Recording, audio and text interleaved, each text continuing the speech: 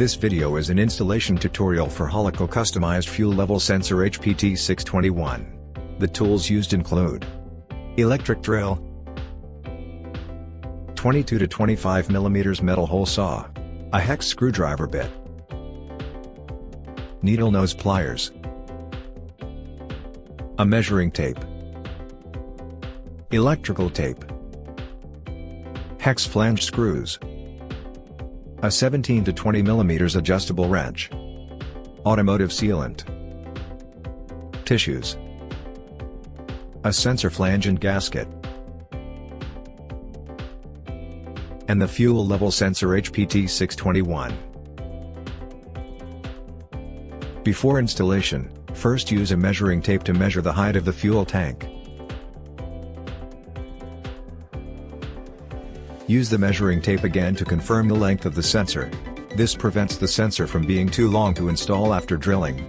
Before installation, determine the installation position. The position should be centered on the fuel tank. Start drilling. While drilling, blow away debris as you drill.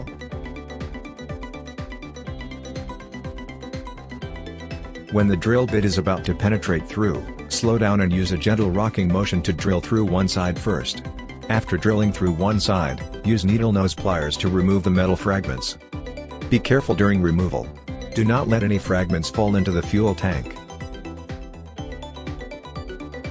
Clean the surface of the fuel tank.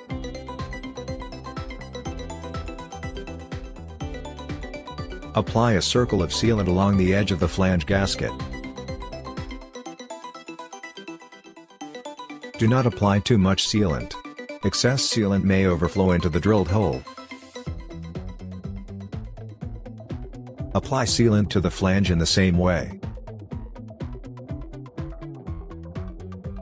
After placing and pressing the flange flat into position,